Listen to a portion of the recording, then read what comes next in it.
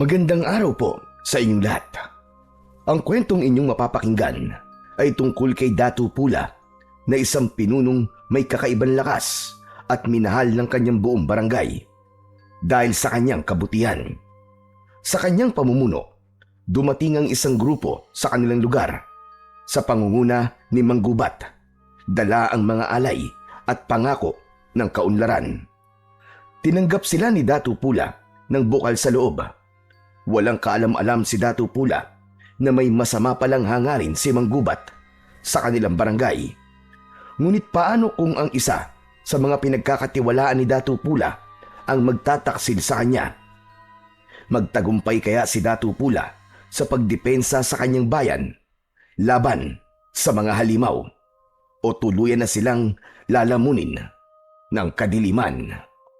Ngunit bago po ang lahat mga idol, huwag po nating kalimutang mag-subscribe at i-hit ang notification bell sa aking YouTube channel na The Voice Addict at Apong Isaak para sa mas marami pang makapigil hiningang kwentong aswang at katatakutan mula sa mundo ng kababalaghan.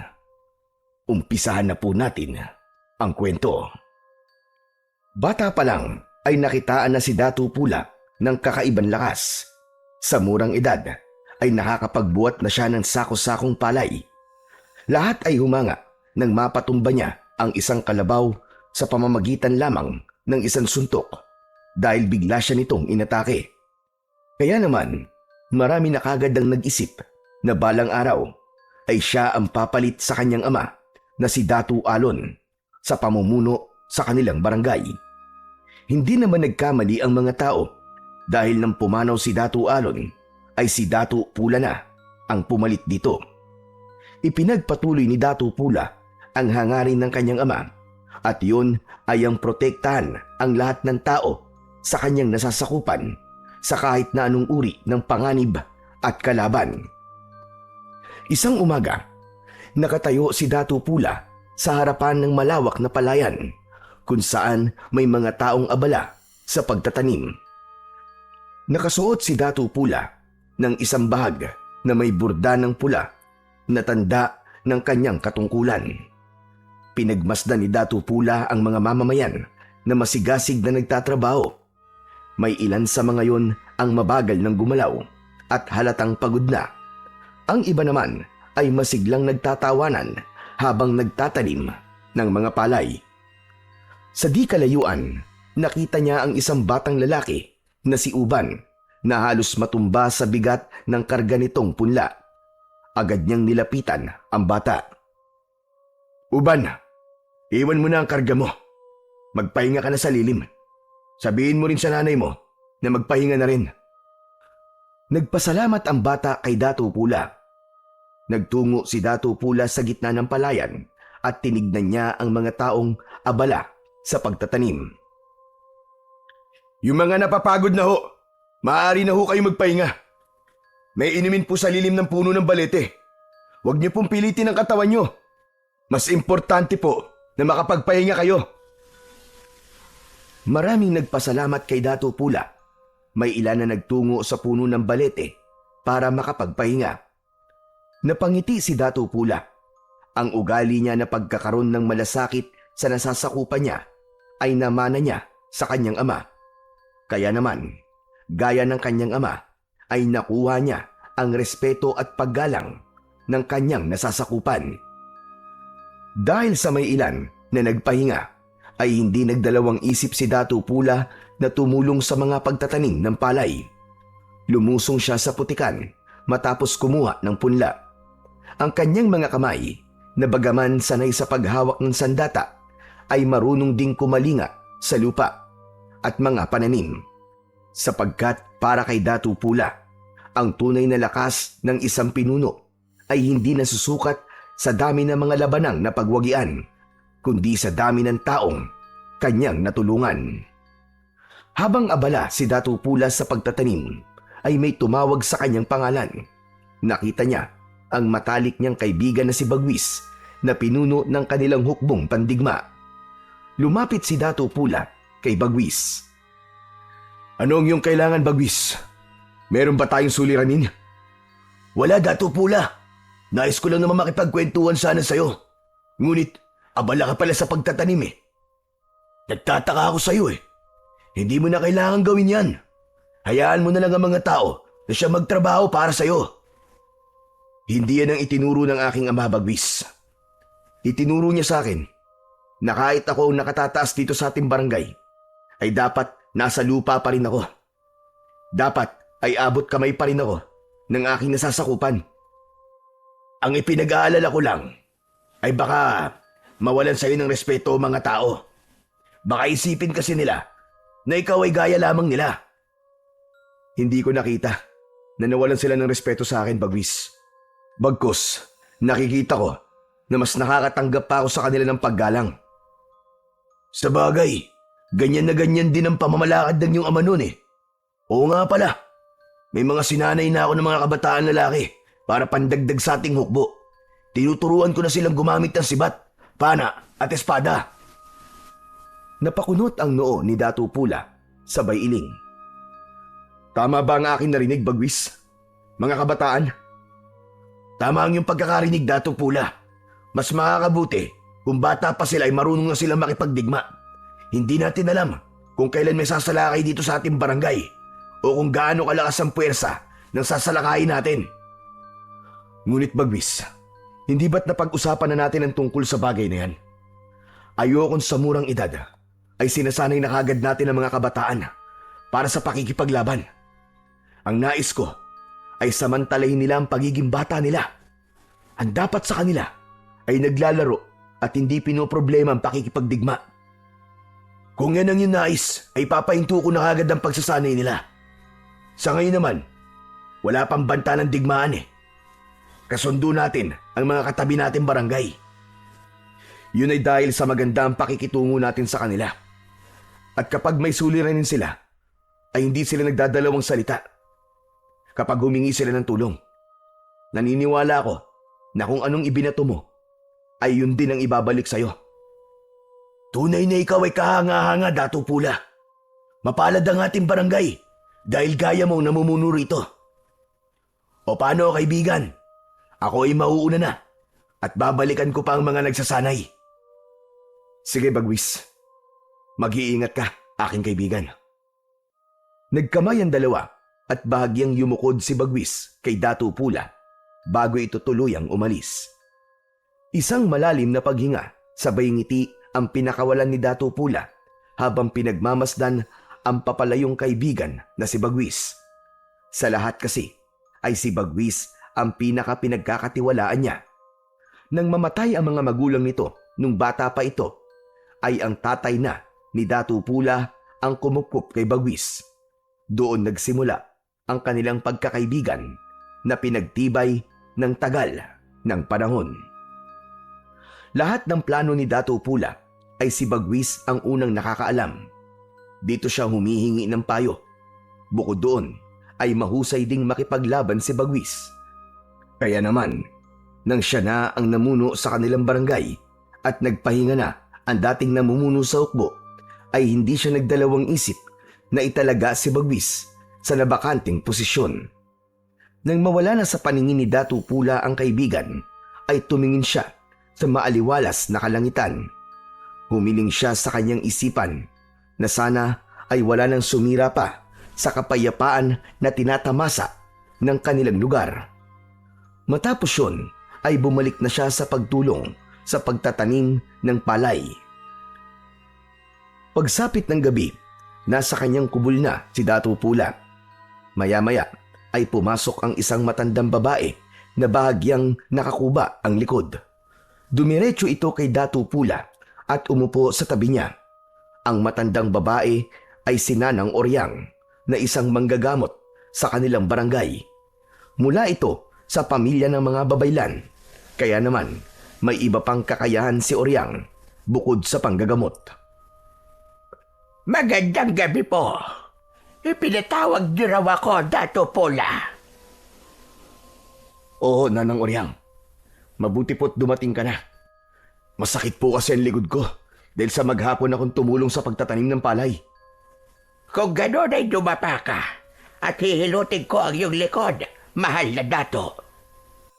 Tumalima naman agad si Datu Pula. Dumapa siya sa sahig ng kanyang kubol na gawa sa kawayan. Sinimulan na kagad ni Nanang Oryang ang paghihilot sa likod niya. Naaalala ko ang iyong namayapang ama dahil sa'yo.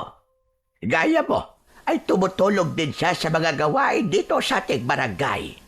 Kaya hindi na ako nagtataka kung bakit marami rin ang nagmamahal sa'yo. Tunay na naging maayos ang pagpapalaki ni Datu Alon sa'yo. Alam ko po na ito po ang nais ng aking ama. Ang ipagpatuloy ko ang kanyang nasimulan.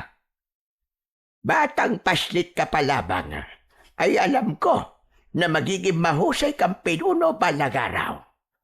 Dato Pula, bukod sa kakaiba mong lakas, ay saksi ako na bukas na ang iyong puso sa pagtulong noon pa man. Maraming salamat po, Nanang Oryang.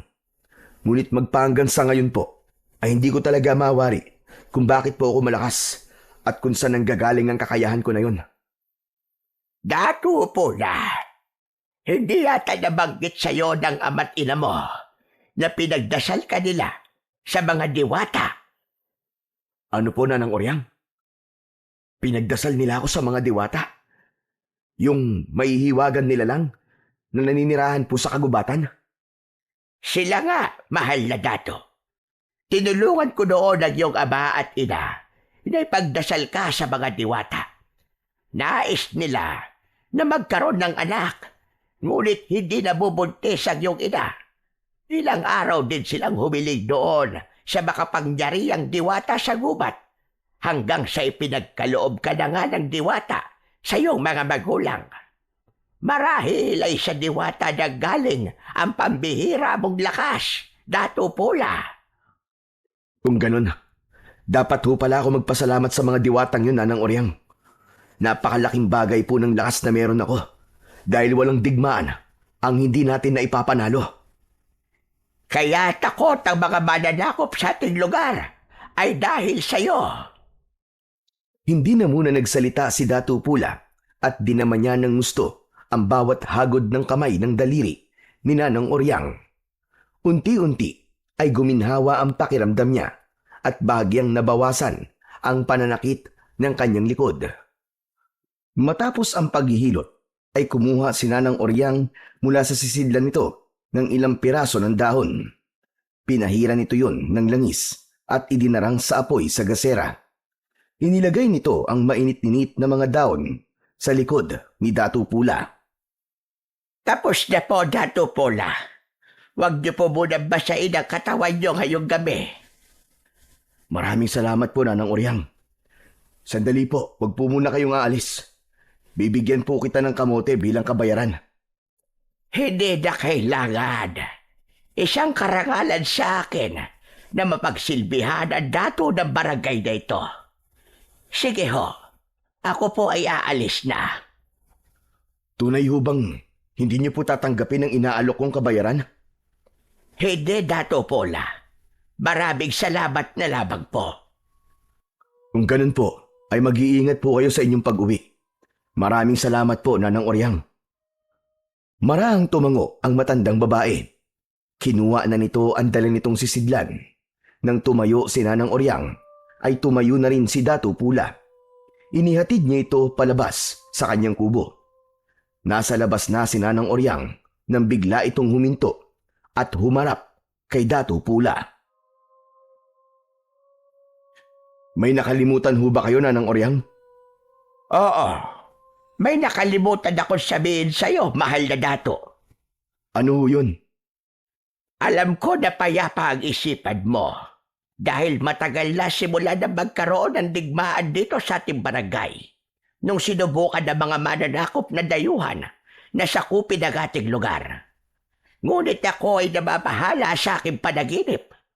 Isang panaginip na ilang gabi nang dumadalaw sa akin. Kinakabahan po ako sa inyong sinasabi, Nanang Oryang. Ano ho ba ang panaginip na ito? Malalim na huminga si Nanang Oryang at bumakas ang pagkabahala sa mukha nito bago ito magsalita.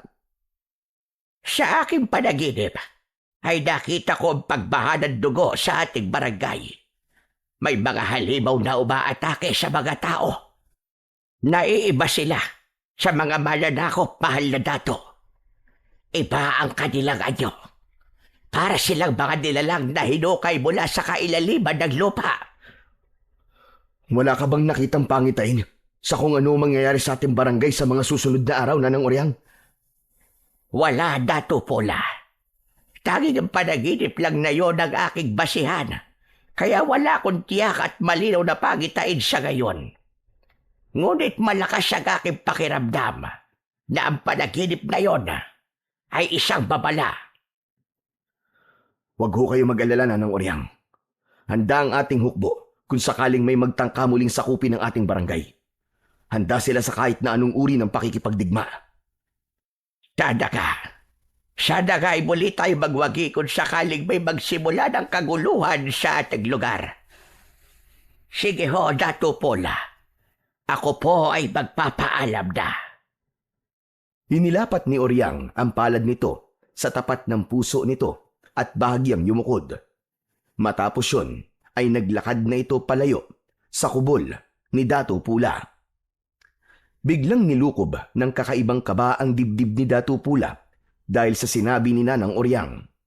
Kahit sabihin na panaginip lamang yon at hindi isang pangitain, ay kilala niya si Nanang Oryang na kahit panaginip nito ay nagkakaroon ng katotohanan.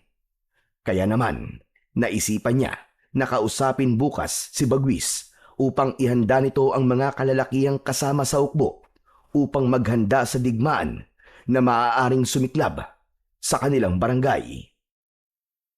Nang mga sumunod na araw, ay agad na nagtungo si Dato Pula sa kubol ni Bagwis. Naabutan niya itong kumakain ng nilagang saging na saba. Inaya siya nitong kumain, ngunit tumanggi siya. Nagtungo si Nanang Oryang kagabi sa aking kubol, Bagwis. Hindi ba't pinatawag mo siya sa akin? Dahil ang sabi mo ay nananakit ang iyong likod. Masakit pa rin ba ang likod mo, Dato? Hindi na. Ngunit may sinabi sa akin si Nanang Oryang na dahilan kung bakit ako nababahala ngayon. Aniya, ay ilang gabi na siyang binabagabag ng isang panaginip tungkol sa mga nilalang na malahalimaw na naghahasik ng lagim dito sa ating barangay. Nababagabag ako, Bagwis. Baka magkatotoong panaginip ni Nanang Oryang. Dato Pula, panaginip lamang yon. Hindi ba't si Nanang Oryang na rin ang nagsabi na ang panaginip ay kabaligtaran ng mangyayari sa realidad? Ibig sabihin ay magpapatuloy pa ang kapayapaan dito sa ating barangay. Ngunit ilang gabi na niya yung napapanaginipan. Hindi ba? Nakakabahala ng ganung bagay. Natahimik si Bagwis at tila nag-isip. Kung sa bagay, may punto ang iyong tinuran, Dato. Kung ganon, ano ang inyong nais na gawin? Kaibigang Bagwis, nais kong kausapin mo ang ating hukbo na palaging maging handa sa kung anumang paparating na laban. Mas mainam na handa tayo at huwag tayong maging kampante. Masusunod ho, mahal na Dato. Huwag ka mag-alala dahil yan ay aking agad-agad na gagawin. Sa gitna ng pag-uusap ng magkaibigan ay may isang binata ang dumating. Anito ay natagpuan si Nanang Oryang na sugatan sa bukana ng kagubatan. Kinabahan si Dato Pula at kasama si Bagwis ay nagtungo sila sa kubol ni Nanang Oryang. Labis ang awang naramdaman ni Dato Pula nang makita ang kalagayan ni Nanang Oryang. Nakahiga ito sa banig at halatang nangihina. Puno ng sugat ang buong katawan nito. May mga kalmot at kagat. Ang iba ay mababaw, ngunit meron ding malalalim. Lumapit sina Dato Pula at Bagwis sa matanda. Nanang Oryang, ano pong nangyari sa inyo? Bakit po kayo puno ng sugat? Inatake ka ba ng mabangis na hayop sa gubat? Sana ka ay mabangis na hayop na lang ang gumawa nito sa akin, mahal na Dato. Ngunit hindi hayop ang umatake sa akin kagabi habang ako ay pauwi mula sa iyong kubol. Kung ganun na, Nanang Oryang, ano po ang umatake sa inyo? Sabihin nyo. Isang nilalang na may nakakatakot na anyo. Para siyang aso na may katawan na gaya sa tao. Matutulis ang kanyang mga kuko at ngipin. Ang mga mata niya ay namumula. Dato Pula, mukhang nagaganap na ang aking panaginip. Sa tingin ko, ay nandito na sa ating barangay ang mga halimaw.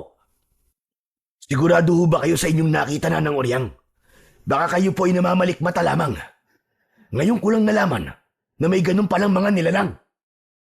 Sigurado ko, Bagwis. Hindi ako maaaring magkamali.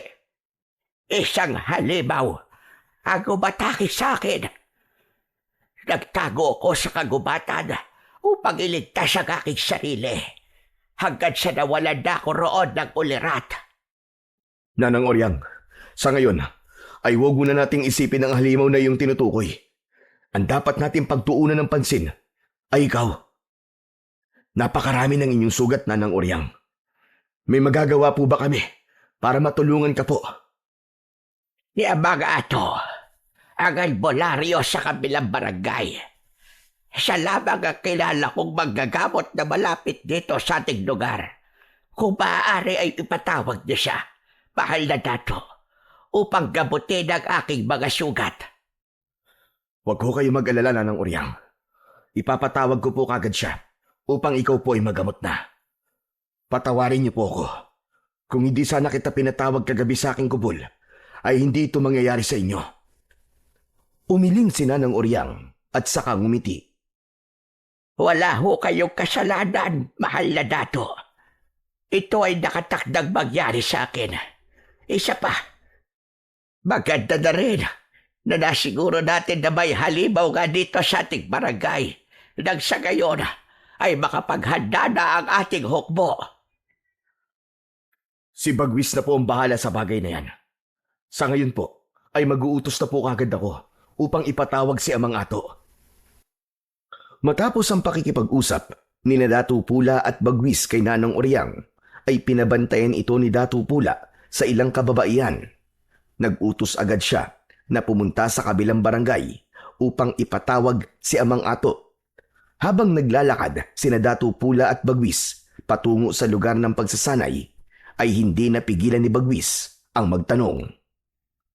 Dato Pula, sa tingin mo ba ay may katotohanan na sinabi ni Nanang Oryang na isang halimaw ang umatake sa kanya?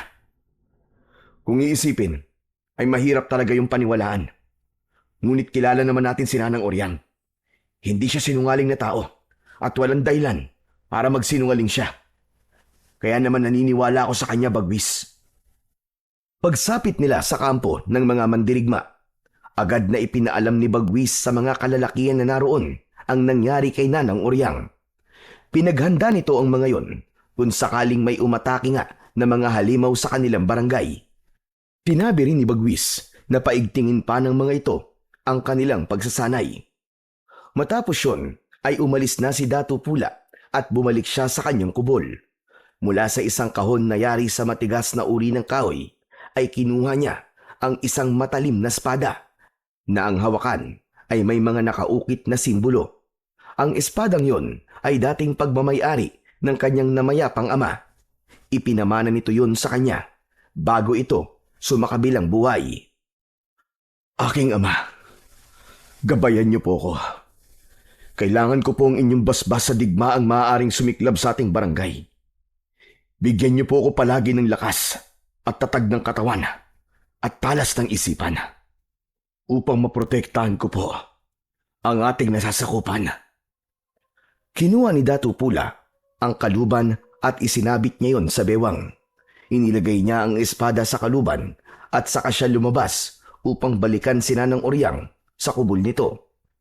Nais niyang makasiguro na magiging ligtas si Nanang Oryang dahil napakalaki ng tulong na nagagawa nito sa lahat ng mamamayan sa kanilang barangay sa pamamagitan ng kaalaman nito sa panggagamot.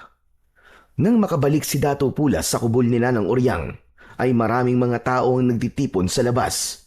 Pagkakita ng mga yun sa kanya, ay nagbigay ang lahat ng paggalang. Binigyan siya ng mga tao ng daan upang makapasok siya sa kubol ni Nanang Oryang. Pagdating sa loob, ay naroon na si Amang Ato, isa yung matandang lalaki na palaging may nakataling pulang tela sa noo. Seryoso itong nagdidikdik ng iba't ibang uri ng dahon. Napatingin si Amang Ato kay Datu Pula. Tumayo ito at bahagyang yumukod. Magandang araw po sa inyo, Datu Pula. Isang karangalan po na ako ay inyong ipinatawag upang gamutin si Oryang. Salamat naman po at pinaunlakan niyo kami, Amang Ato.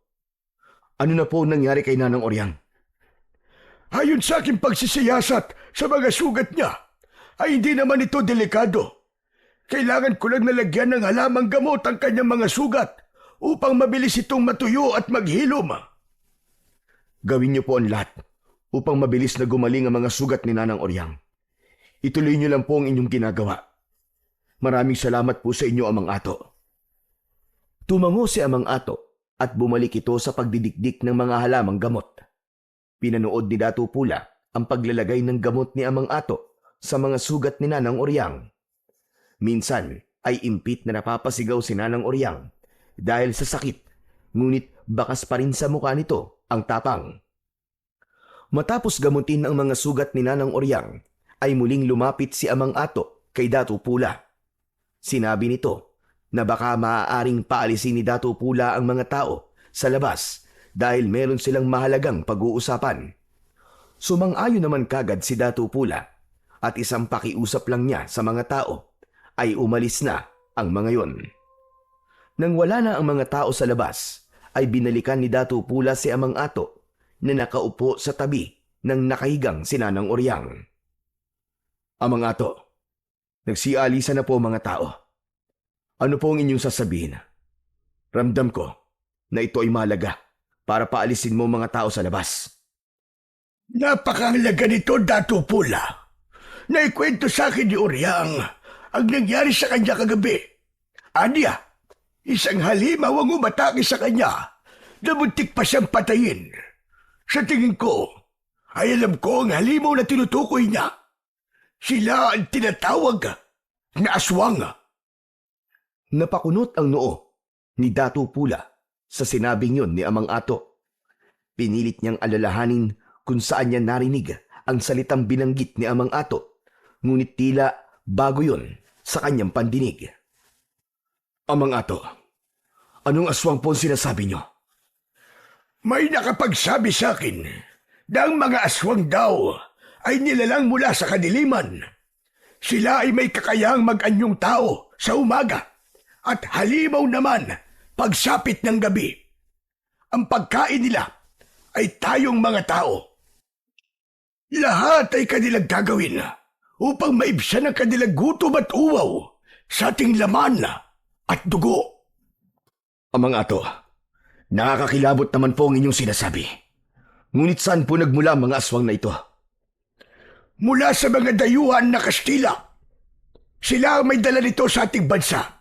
Sa aking pagkakaalam, may kakayahan ng isang aswang na gawing aswang o hawaan ang isang tao. Nakarating din sa akin na ang layunin ng mga aswang ay masakop ang malaking bahagi ng ating bansa upang sila ang maghari dito, habang tayong mga tao ay magiging alipin nila o pagkain nila. Tama ang panaginip ko, Datu Pula.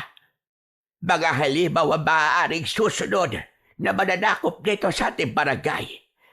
Dadanak ang dugo kung hindi tayo agad nakikilos. Huwag kayong mag-alala. Inutusan na ni Bagwis ang ating mga mandirigma na maging handa. Nagsimula na rin ang masinsinan nilang pagsasanay sa pakikipaglaban. Mas lalo nyo pang pagtibay ng inyong depensa, Datu Pula. Hindi gaya ng mga tao, mga aswang. Sila ay mababangis at wala silang habag. Mabibilis sila at mas malakas kumpara sa ating pagkaraniwan tao. Pag-ingatin mo rin ang iyong mga mamamayan. Huwag mo na silang palabasin sa gabi dahil sa ganitong parte ng araw sila umaatake. Tatandaan ko po ang lahat ng inyong sinabi, Amang Ato. Maraming salamat po sa inyo. Matapos ang pag-uusap na yun, ay umalis na si Amang Ato. Muling tinawag ni Datu Pula ang ilang kababaihan upang magbantay kay Nanang Oryang. Hindi niya binaliwala ang paalala ni Amang Ato. Ayaw niyang isipin na hindi totoo ang aswang at baka kapag naging kampante siya, ay magsisi siya sa bandang huli. Hindi naging kampante si Datu Pula, kaya naisipan niyang tulungan si Bagwis sa pagsasanay ng kanilang hukbo ng mga mandirigma. Sa gilid ng ilog ay nagtipon ang higit 20 mandirigma. Bawat isa ay may bitbit na sibat, kalasag o kampilan. Ang araw ay nasa tuktok na ng langit at ang init ay tila lalo pang nagpapakulo sa damdamin ng mga naroon. Alam ko na kayo ay nagtataka kung bakit ako nandito. Magmula sa araw na ito, ay makakasama niyo na ako sa inyong pagsasanay sa pakikipaglaban. Kailangan natin maging handa sa pagdating ng digmaan na ngayon lang natin mararanasan. Nagsimula ang pagsasanay sa tamang pagbitaw ng sibat. Si Bagwis ang unang nagturo at ipinaliwanag nito ang wastong paggamit ng sibat. Lumapit si Dato Pula sa gitna at nagsimulang magpakita ng kakaibang paggamit ng espada sa pakikipaglaban. Lahat ay may paghangang pinanood siya. Isa-isang nagtungo ang mga mandirigma upang gayahin ang ginawa ni Dato Pula. Ang mga nagkamali ay ginabayan niya sa maayos na paraan. Habang lumilipas ang oras, ay unti-unti nang nakakaramdam ng pagod ang lahat. Ngunit kahit isa ay walang nagpahinga. Lahat ay determinado sa pagsasanay upang protektahan ang kanilang barangay. Isang hapon, habang naglalakad sina Dato Pula at Bagwis sa dalampasigan, ay isang malaking bangka ang nakita nila na palapit sa kanilang dalampasigan. Ang mga tao ay napatingin doon habang may takot sa muka. Bagwis, tawagin mo mga mandirigma, madali ka. Mukhang mananakop ang mga parating. Masusunod, Dato Pula. Tumalima si Bagwis habang si Dato Pula naman ay nanatiling nakatayo sa dalampasigan. Hindi niya inalis ang tingin sa bangka na unti-unting dumadaong sa dalampasigan. Nang sumayad na ang unahan ng bangka sa buhangin, ay doon nakita ni Dato Pula ang isang lalaki na nakatayo sa unahan ng bangka. Base sa kasuotan nito, ay nahinuha niya na isa ngayong maharlika. Ang balabal na nakapalupot sa leeg nito ay gawa sa pinong telang kulay ube na may burda ng gintong sinulid sa laylayan. May putong ito sa ulo na kulay ginto. Sa bewang naman ay nakasabit ang isang pulang kampilan na may hugis ahas ang hawakan. Inihanda ni Dato Pula ang sarili. Maigpit niyang hinawakan ng puluhan ng kanyang espada at matiim na tumingin sa estrangherong lalaki. Hindi nagtagal ay dumating na si Bagwis kasama ang mga mandirigma. Pumuesto ang mga yon sa likuran ni Dato Pula. Bumaba ang lalaki mula sa bangka, kasabay ng ilang kalalakihan na mukhang mga mandirigma. Agad na hinugot ni Dato Pula ang espada at itinutok yon sa dibdib ng lalaki. Hindi man lang nagpakita ng takot ang lalaki at bagkus ay ngumiti pa ito. Hanggang diyan ka na lamang. Hindi mo na maaaring iakbang ng isa pa ang iyong mga paa. Magpakilala ka. Ako si Manggubat. Ako ang pinuno ng mga taong nasa aking likuran. Mula kami sa isla na malapit dito sa inyong bansa. Mga dayuhan kung ganon. Mga mananakop. Nagkakamali ka. Hindi kami mananakop. Ang totoo nga niyan ay nandito kami upang tumulong. Hindi mo ako malilinlang. Gaya lang kayo ng mga Kastila na nag-alok ng pagtulong ngunit nang maglaon ay lumabas na ang kanilang tunay na pakay. Ang manakop ng lupain na hindi sa kanila. Nauunawaan ko kung bakit ganyan ang iyong mga sinasabi, Dato Pula. Ngunit ang aking mga sinabi ay pawang katotohanan lamang. Hindi kami mananakop. Kami ay may hangarin na tumulong sa mga barangay upang mas lalo itong umunlad nang sa gayon ay mahirapan ang mga banyaga na ito ay sakupin. Tinawag mo ang aking pangalan. Paano mo nalaman kung sino ako? Hindi mahirap makilala kung sino ka, Dato Pula. Ang iyong pangalan ay bukang bibig kahit saan lugar kami magtungo. Lahat sila ay humahanga sa pamamaraan mo sa pamumuno. Kaya naisipan ko na ang inyong barangay ang sunod naming hatiran ng tulong. Hindi muna nagsalita si Dato Pula. Matiim niyang tinignan si Manggubat at pilit niyang pinakiramdaman kung totoo ba ang mga sinabi nito. Maya-maya pa ay lumapit si Bagwis kay Dato Pula at bumulong. Dato Pula, sa aking palagay ay hindi sila kalaban. Baka nga totoong tulong ang hatid nila sa atin at hindi pakikipagdigma. Malay mo, matulungan pa nila tayo sa sandaling sumalakay dito mga halimaw. Bilang panimula, ay hayaan mong ipakita namin sa iyo ang aming handog. Inutusan ni Manggubat ang mga kasama nito na ibaba sa bangka ang mga dala ng mga ito. Pinagmasdan ni Dato Pula ang bawat kilos ng mga tauhan ni Manggubat. Mula sa bangka, nagsimula ng bumaba ang ilan sa mga yon. Nadala ang ilang sisidlan na gawa sa pinakinis na kawayan. Isa-isang inilapag ang mga yon sa paanan ni Dato Pula. Sabay-sabay na binuksan ng mga kasama ni Manggubat ang sisidlan. Meron doong mga tela, alak, mga pinatuyong karne, at ang maliit na sisidlan ay naglalaman ng alahas na yari sa ginto. Tanggapin mo ang aking munting alay sa iyo, Dato Pula. Ito ay pauna pa lang sa maaari kong ibigay na tulong sa inyo. Hindi ako basta-basta nadadala sa mga handog. Sa ngayon, ay nais muna kitang makausap, Manggubat. Kasama ang namumuno sa aking hukbo na si Bagwis.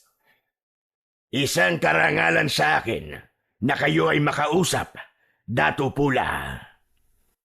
Pinasunod ni Dato Pula si Manggubat sa kanyang kubol.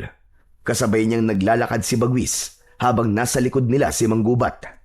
Pagdating nila sa kubol ni Dato Pula, ay naupo sila sa kawayang sahig. Dinulutan ito ni Bagwis ng mainit na salabat at doon na sila nagsimulang mag-usap. Paumanhin sa uri ng pagsalubong ko sa inyo, Manggubat. Kami ay nag-iingat lamang dahil sa mga mananakop. Gaya ng aking tinurang kanina, ay naiintindihan ko. Alam ko na kayo ay nag-iingat lamang. Wala kami rito para manakop, kundi para tumulong. Ano-ano naman tulong ang inyong maibibigay sa amin, Manggubat? Edukasyon. May mga kasama ako na kayang turuang magbasa ang mga bata at ang iba pa nais matutong magbasa. Kapag may kaalaman, ang mamamayan sa isang barangay ay magdadalawang isip ang mga mananakop na ang kilin ng barangay na yon dahil iisipin nila na matatalino ang mga taong nakatira dito. May kakayahan din kami sa pagtatayo ng mas matibay na mga kubol. Mas magiging maunlad ang inyong barangay kung matitibay ang tirahan ng mga tao rito. Magtuturo rin kami ng epektibong estratehiya sa pangangaso, pangingisda at pagtatanim. Tumango-tango si Dato Pula. Ang totoo ay maganda ang lahat ng mga sinabi ni Manggubat, lalo na sa edukasyon. Marami sa mga tao sa barangay nila ang hindi marunong magbasa at magsulat. Ngunit hindi pa rin siya kumbinsido sa mga sinabi ni Manggubat, kaya humingi siya ng opinyon mula kay Bagwis. Bagwis, ano sa palagay mo? Tatanggapin ba natin ang tulong na inaalok ni Manggubat? Sa aking palagay, ay nararapat na tanggapin natin, Dato Pula. Wala akong nararamdamang masama sa pagdating nila. Malaki ang maitutulong nila sa atin. Muling tumingin si Dato Pula kay Manggubat. Kung akin tatanggapin ang tulong nyo, ano naman ang magiging kapalit? Wala kaming hinihinging kapalit, Dato Pula. Ang aming pagtulong ay bukal sa aming mga puso. Kung ganun, ay tinatanggap ko na ang inyong tulong. Ngunit sa oras na may nakita akong mali o masama sa inyong ginagawa, ay kamatayan ang inyong sasapitin. Nagkakaintindihan ba tayo? Naiintindihan ko, mahal na Dato. Maraming salamat. Inilahad ni Manggubat ang isang kamay at walang pag-aalinlangan na tinanggap naman yon ni Dato Pula. Kinabukasan ay agad na ipinag-utos ni Dato Pula ang pagpapatayo ng mga kubol sa silangang bahagi ng barangay na may sapat na distansya mula sa mga tahanan ng kanyang mga nasasakupan. Kumilos ang buong komunidad upang magtulong-tulong sa pagkuha ng mga kawayan. Bumuo ang mga ito ng haligi. Ang mga kababaihan naman ay gumawa ng pawid para sa bubong. Sa loob ng ilang araw ay natapos na ang 6 na may kalakihang kubol para kina Manggubat. Agad namang ginawa ni Manggubat ang mga ipinangako nito kay Datu Pula. Nagsimulang turuan ng mga kasama nito ang mga bata na magbasa at magsulat. Tinuruan din ng mga ito ang ilan sa ibang paraan ng pangangaso at pangingisda, habang si Manggubat ay personal na kinausap ang mga magsasaka at nagbigay ito ng mungkahi tungkol sa pagtatanim. Lahat ng yun ay nasaksihan ni Datu Pula at hindi niya maikakaila na masaya siya sa pagbabagong nangyayari sa kanilang barangay simula nang dumating sina Manggubat. Alam niya na kapag nagtagal pa roon sila Manggubat ay mahihirapan na ang mga mananakop na sakupin ang kanilang barangay. Isang gabi, isang espesyal na pagdiriwang ang naganap sa barangay ni Datu Pula. Ang selebrasyon na yon ay inihandog ni Datu Pula kina Manggubat bilang pasasalamat sa napakaraming tulong na ibinigay nito sa kanila. Sa gitna ng malawak na liwasan ay umuugong ang musika mula sa tambol at kudyapi habang may mga kabataang sumasayaw. Sa isang gilid ng liwasan, nakaupo si Datu Pula sa isang mataas na upuang yari sa punong kahoy. Katabi niya si Manggubat na nakasuot ng marangyang balabal. Sa kabilang tabi naman ay naroon si Bagwis. May ngiti si Datu Pula habang pinagmamasdan ang kasiyahan. Sa gitna ng gabi ay inihain na ang mga inihaw na isda, karne ng baboy damo at mga banga ng alak. Sinalina ng alak ni Bagwis ang mga baso nila na yari sa katawan ng kawayan. Magkakasabay na ininom nilang 3 yon. Napakasarap ng alak na ito. Manamis-namis. Hindi gaya ng mga alak na aking natikman. Ang alak na yan ay tinatawag naming basi. Gawa yan sa tubo, kaya may tamis kang malalasahan. Hayaan mo, at sa paglisan nyo sa aming barangay, ay bibigyan kita ng ilang banga ng basi. Maraming salamat kung ganoon, Datu Pula. At maraming salamat din sa selebrasyong ito na inialay mo para sa amin ng aking mga kasamaan. Ngunit sa totoo lang, ay hindi nyo na kailangan magsagawa ng ganitong uri ng selebrasyon. Hindi kami humihingi ng kahit na anong kapalit sa aming ginagawa. Hayaan mo lang kaming pasalamatan kayo sa paraang alam namin. Isa pa, Manggubat, napakaliit na bagay ng selebrasyon na ito kumpara sa laki ng tulong nyo, lalo na sa aking nasasakupan. Masasabi ko na kayo ay hulog sa amin ng langit. Nakakataba naman ng puso ang iyong mga tinuran, Datu Pula. Ang mga salitang yan ay sapat ng kabayaran sa pagtulong namin sa inyo. Nagpatuloy ang pag-inom nila ng alak habang masayang nag-uusap. Nang makalimang baso na si Datu Pula ay nakaramdam na siya ng konting pagkahilo. Sanay siya sa pag-inom ng basi, ngunit tila iba ang epekto nun sa kanya nung gabing yun.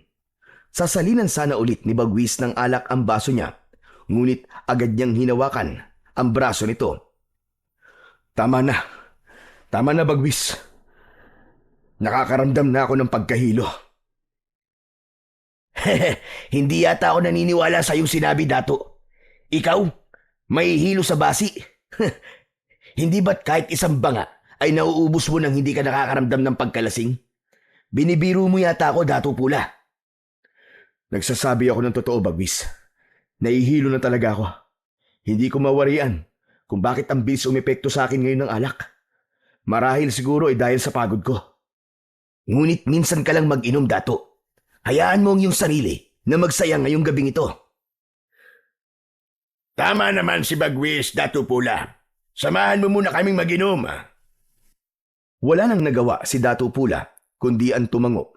Hinayaan niya si Bagwis na muling lagyan ng alak ang kanyang baso. Dire-diretso niya yung tinungga at malakas na tumawa. Patuloy pa rin ang pag-iinom nilang 3 hanggang sa natapos na ang kasiyahan. Halos wala nang natatandaan si Datu Pula sa mga nangyari dahil sa labis na pagkalasing. Ngunit malinaw sa kanyang alaala na inihatid siya ni Bagwis at Manggubat sa kanyang kubol. Nang nakahiga na si Datu Pula sa banig, ay umalis na si Bagwis at Manggubat. Agad siyang nakatulog at isang napakasamang panaginip ang dumalaw sa kanya. Sa panaginip ni Datu Pula ay sinalakay daw ng mga aswang ang barangay nila. Marami ang namatay na mga tao. Kitang-kita niya rin kung paanong nilapa ng mga aswang ang mga tao habang siya ay nasa gitna at hindi makagalaw. Pagsapit ng umaga, nagising si Datu Pula sa matinding sikat ng araw na tumatagos sa kanyang bintana. Masakit ang ulo niya nang tumayo siya.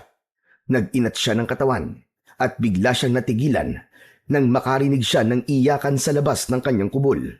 Nagmadali siyang lumabas at sumalubong sa kanya ang napakaraming tao na nag-iiyakan sa labas.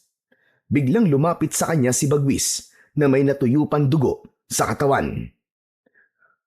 Bagwis, anong ibig sabihin nito? Anong nangyari? Bakit nag-iiyakan ang mga tao at may dugo ang iyong katawan? Datu Pula, kagabi, matapos ka naming iatid ni Manggubat sa iyong kubol, ay sinalakay tayo ng mga aswang. Marami ang namatay, Datu Pula. Ano? Paano yun nangyari? Bakit hindi mo ako ginising? Dinubukan kitang gisingin, ngunit matindi ang pagkakalasing mo. Kahit ang pagmulat ng iyong mga mata, hindi mo magawa. Patawarin mo ako, Datu Pula. Hindi ko nagawang iligtas sa mga tao. Masyadong malalakas sa mga aswang at napakarami nila. Kahit tinulungan tayo ni Manggubat, ay wala pa rin tayong naging laban sa puwersa nila. Naluluwang tinignan ni Datu Pula ang mga taong nasa kanyang harapan. Nagulat siya nang may isang babaeng sumigaw at sinisi siya kung bakit maraming tao ang namatay. May nagtanong pa kung nasaan si Datu Pula habang pinapatay ng mga halimaw ang mahal nila sa buhay. Hindi nakapagsalita si Datu Pula ng mga sandaling yun. Nais niyang magpaliwanag, ngunit walang salitang lumalabas sa kanyang bibig. Si Bagwis ang humarap sa mga taong nagagalit nang mapansin nito na nakatulala si Datu Pula. Sandali lang mga kanayon. Huwag nating sisihin ang ating datu sa nangyari. Ang pagsalakay ng mga halimaw na tinatawag na aswang ay hindi kagustuhan ni Datu Pula at wala siyang kontrol sa mga bagay na yon. Mas mainam siguro na magsiuwi na muna kayo sa inyong mga tahanan at asikasuhin niyo muna ang katawan ng mga namatay niyong mahal sa buhay. Inalalayan ni Bagwis si Datu Pula pabalik sa loob ng kanyang kubol dahil nakatulala pa rin siya. Pagkaupo niya sa sahig ay ikinuha siya ni Bagwis ng inuming tubig. Tinanggap niya yon, ngunit hindi niya ininom. Kasalanan ko.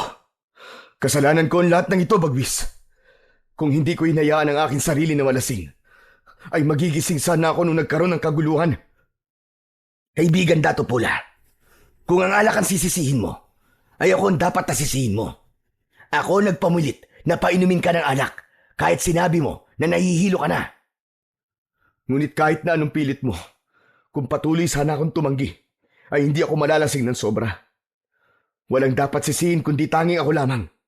Kasalanan ko ang lahat ng ito. Sigurado ako na kung nasan man ang aking ama, ay ikinahihiya niya ako ngayon. Wala akong kwentang pinuno. Napaka-irresponsable ko, Bagwis.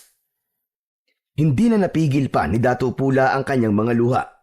Kumawala na yon at wala na siyang pakialam kahit nakita siya ni Bagwis na umiiyak. Sa pagkakataon na yon ay dumating si Manggubat. May sugat ito sa pisngi at maging ang kasuotan nito ay may bahid ng dugo. Datu Pula, galing ako sa liwasan. Tinulungan ko mga tao na tipunin doon ang mga bangkay na namatay sa pagsalakay ng mga halimaw. Tumayo si Datu Pula at gamit ang kamay ay pinunasan niya ang kanyang luha. Magtutungo ko sa liwasan. Kailangan magpakita ko sa mga tao. Dapat ay makiramay ako sa kanila. Ngunit sa tingin ko ay hindi magandang gawin mo yan sa ngayon, Datu Pula. Nakita mo ang galit ng mga tao kanina sa'yo. Ta ngayon ay sarado pa ang kanilang isipan. Kapag bumaba na ang emosyon nila, ay saka mo sila kausapin. Wala na nga ako nung sumalakay ang mga aswang. Tapos wala pa rin ako habang sila'y nagluluksa. Pupuntahan ko sila, Bagwis, at hindi mo ako mapipigilan. Wala nang nagawa si Bagwis nang lumabas si Dato Pula sa kanyang kubol. Dire-diretso siyang naglakad habang nakasunod sa kanya sina Bagwis at Manggubat. Habang naglalakad ay hindi nakaligtas kay Dato Pula ang galit na tingin ng mga tao sa kanya. Ang mabilis na paghakbang niya ay unti-unting bumagal. Ramdam niya ang pagkadismaya ng mga tao dahil sa hindi niya nagawang iligtas ang mga nasasakupan niya. Mas lalo pang nanlumo si Dato Pula nang makita niya ang ilang kubol na nagiba at ang sariwang dugo sa lupa. Hindi niya maisip kung gaano katakot ang mga tao kagabi habang nananalasa ang mga aswang. Pagdating sa liwasan ay doon na tuluyang nadurog ang puso ni Dato Pula nang makita niya ang mga nakahanay na bangkay. Maraming mga nag-iiyakan, may mga nawalan ng malay habang ang iba naman ay tahimik na lumuluha.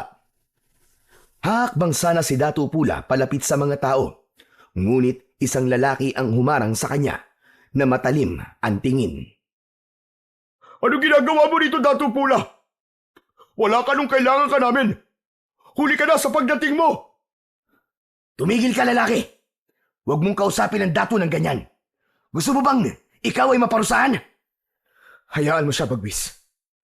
Naiintindihan ko ang galit niya sa akin. Patawarin mo ko.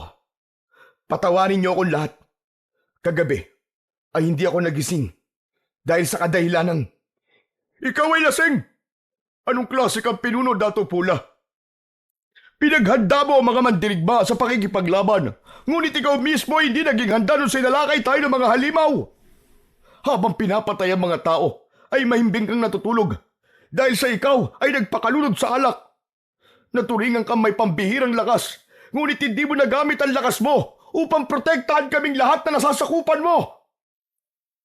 Pakiramdam ni Dato Pula ay nawalan siya ng lakas ng mga sandaling yon. Hindi na siya nakapagsalita pa dahil parang palaso na tumarak sa kanyang puso ang salita ng lalaking yon. Hindi na niya ipinilit pa ang sarili na makiluksa sa mga tao at marahan siyang naglakad pabalik sa kanyang kubol. Sa mga sumunod na araw ay mas lalong naramdaman ni Dato Pula ang panlalamig ng mga tao sa kanya.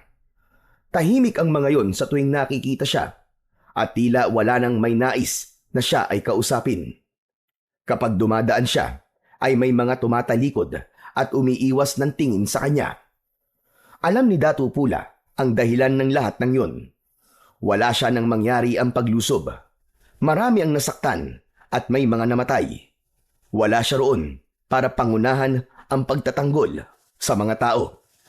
Gabi-gabi ay hindi nakakatulog ng maayos si Dato Pula. Palagi niyang iniisip kung saan ba siya nagkulang. Pakiramdam niya ay binigo niya ang lahat at hindi niya na masabi na karapat dapat pa niyang pamunuan ang kanilang barangay. Isang gabi, nagdesisyon si Dato Pula na mag-ikot sa kanilang barangay.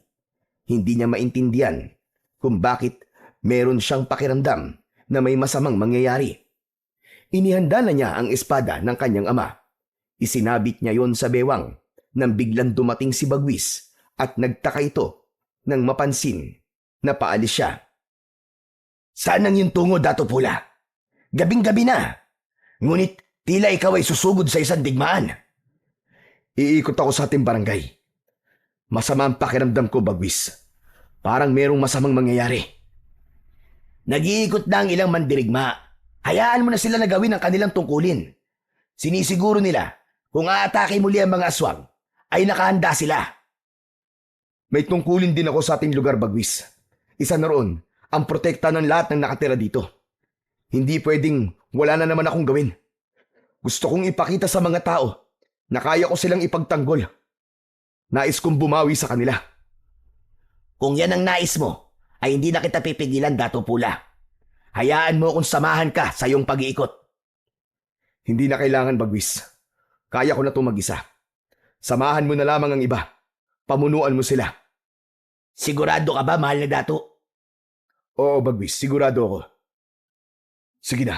Mauuna na ako. Mag-iingat ka sana, Bagwis. Mag-iingat rin ho kayo, Dato Pula. Nilisan na ni Dato Pula ang kanyang kubol. Habang naglalakad ay naisip niya na maaaring sa mismong barangay umiikot sina Bagwis. Kaya nagdesisyon siya na sa gubat siya umikot upang masiguro niya na walang aswang na nagtatago doon. Mag-isang pumasok si Datu Pula sa kagubatan. Maliwanag ang sikat ng buwan, kaya kahit paano ay nakikita niya ang paligid. Hindi yun ang unang beses na naglakad siyang mag-isa sa kagubatan. Ngunit ngayon ng sandaling yon ay may kung anong bigat ang hangin na parang may mga matang nakatitig sa kanya mula sa dilim. Hinawakan niya ang hawakan ng kanyang espada at inihanda niya ang sarili sa anumang panganib. Hanggang sa may narinig siyang pag-angil na tila mula sa isang mabangis na hayop. Huminto siya at nakiramdam sa paligid. May tao ba dyan? Kung sino ka man, lumabas ka at magpakita sa akin. Mula sa likuran ng mga puno ay sabay-sabay na lumabas ang mga aswang. Lahat ay nakatingin kay Datu Pula na parabang isa siyang masarap na putahe. Tuluyan ng hinugot ni Datu Pula ang espada mula sa kaluban. Sumugod ang unang aswang at mabilis na sinalag ni Datu Pula ang pag-atake na yun gamit ang kanyang espada. Isang mabilis na hiwa sa leeg ng aswang ang pinatikim niya rito at bumagsak ito ng pasadsad sa lupa. Sumunod pa ang dalawa at sa isang ikot ng kanyang katawan ay naputol ang braso ng isa at nahati ang katawan ng ikalawa. Ngunit hindi tumigil ang pagdating ng mga halimaw. Pinalibutan siya ng higit sa 10 at sabay-sabay na umatake ang mga yon. Napilitan siyang umatras habang patuloy sa pagsalag at pagsaksak. Sa isang iglap, isang aswang ang nakalapit kay Datu Pula at sinunggaban ang kanyang braso. Nabitiwan niya ang kanyang espada. Tumilapon yon sa damuhan at nawala na yon sa kanyang paningin. Sa kabila ng kawalan ng sandata, ay hindi pinanghinaan ng loob si Datu Pula. Alam niya na sa pagkakataon na yon ay kailangan niya nang gamitin ang kanyang pambihirang lakas. Kung inaakala nyo na matatalo nyo ako dahil sa wala sa akin ang aking espada, ay nagkakamali kayo! Iniunat ni Datu Pula ang kanyang hintuturo at hinlalato. Sinugod niya ang isang aswang at gamit lamang ang 2 daliri ay sinaksak niya yon sa dibdib. Bumaon sa katawan ng aswang ang kanyang daliri. Isa-isa niyang tinumba ang mga aswang gamit ang kanyang daliri at pambihirang lakas. Sinaksak niya ang mga yon sa leeg, sa mata, sa tiyan at sa dibdib. Ngunit sa hindi inaasahang pangyayari ay isang aswang ang matagumpay na nakalapit sa likuran ni Datu Pula. Mariin siya nitong kinagat sa balikat. Napasigaw si Datu Pula at agad na siniko ito ng malakas, pero sinundan pa yon ng iba pang aswang. Kinalmot at kinagat siya ng mga yon sa iba't ibang parte ng kanyang katawan. Nadulas na siya sa sarili niyang dugo hanggang sa tuluyan na siyang bumagsak sa malamig na lupa. Halos hindi na siya makahinga sa dami ng kanyang sugat. Nanlalabo na rin ang kanyang paningin. Nanginginig na ang kanyang katawan at ramdam na ramdam niya ang bigat ng bawat sugat na kanyang tinamo. Sa ilalim ng mga bituin at buwan, habang nakapalibot ang mga aswang sa kanya, ay unti-unting pumikit ang mga mata ni Datu Pula at tuluyan na siyang niyakap ng kadiliman. Sa pagkawala ng malay ni Datu Pula, ay inakala niyang yun na ang kanyang katapusan. Inisip niya na wala na siyang magagawa upang protektahan ang mga mamamayan ng kanyang barangay laban sa aswang. Alam niya na sa pagkakataon na yun ay binigo niya ang kanyang ama sa pagtitiwala nito na ipasa sa kanya ang pamumuno bago yun binawian ng buhay. Ngunit tila may plano pa ang lumikha kay Datu Pula dahil isang araw ay bigla siyang nagising. Napasinghap siya kasabay ng pagbukas ng kanyang mga mata sa isang hindi pamilyar na kubol. Nasaan ako? Anong lugar to? Iginala niya ang paningin sa paligid upang maghanap ng pamilyar na bagay, ngunit wala siyang nakita. Sinubukan niyang bumangon, ngunit mabigat ang kanyang katawan at kahit konting galaw lang ay may nararamdaman siyang masakit. Hanggang sa isang matandang lalaki na may dalang mga dahon ang pumasok sa kubol. Agad yung nakilala ni Dato Pula. Walang iba, kundi si Amang Ato. Tila nagulat ito nang makitang gising na siya at nabitiwan ito ang mga hawak nitong dahon.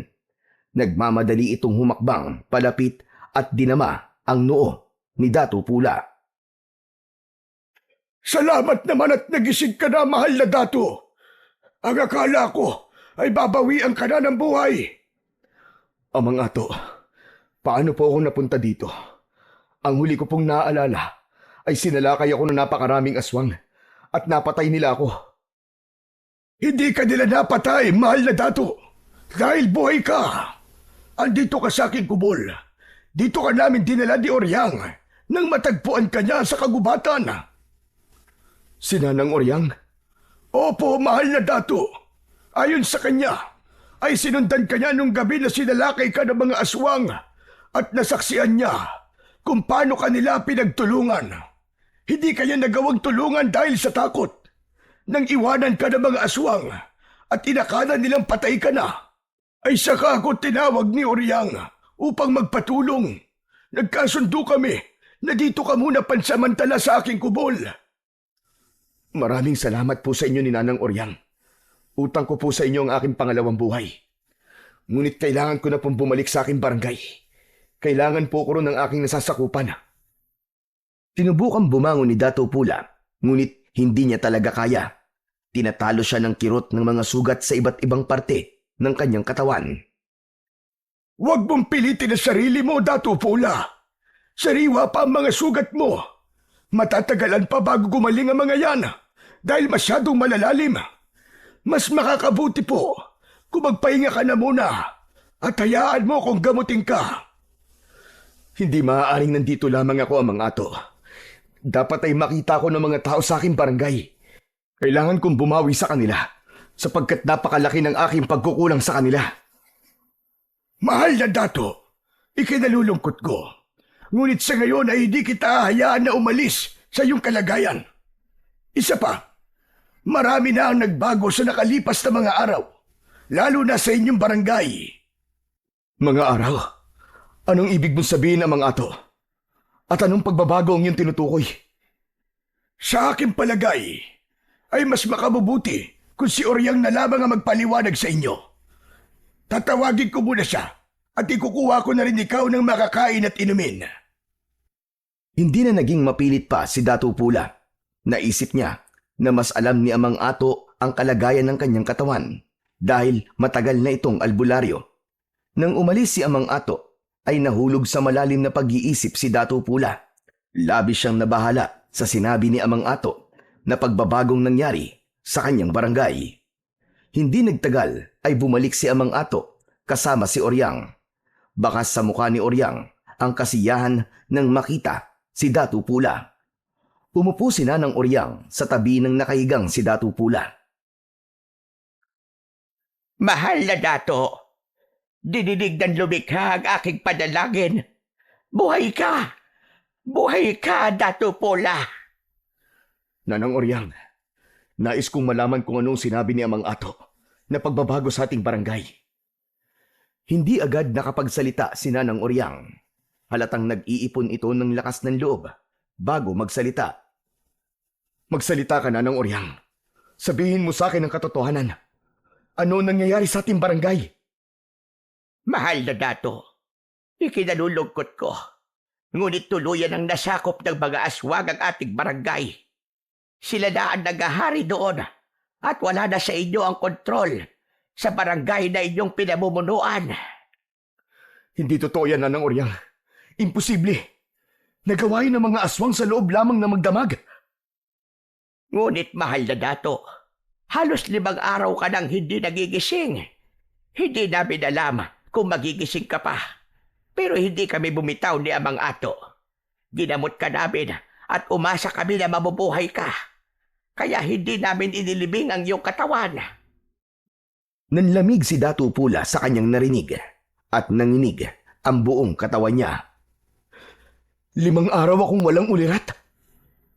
Siyang tunay, mahal na dato.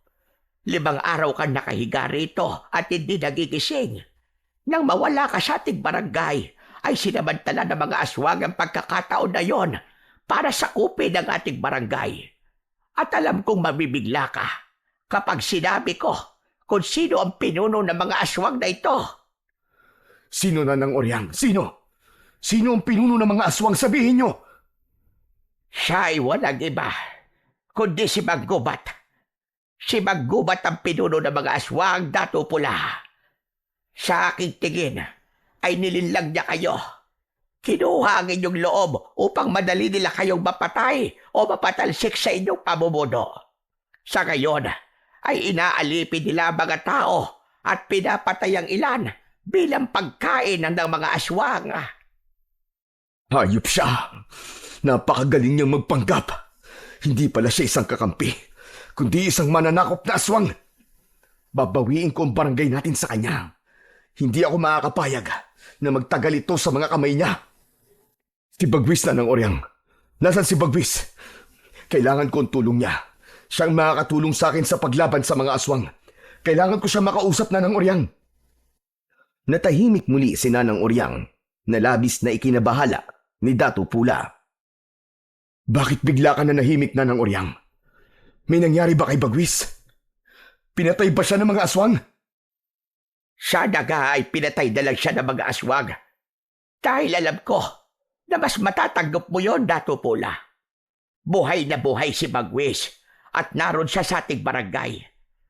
Alam kong magiging masakit ito sa inyo. Ngunit umanib na si Bagwis sa mga aswang. Ginawa siyang kanang kamay ni Manggubat dahil tinulungan ni Bagwis si Manggubat na sakupin ang ating barangay.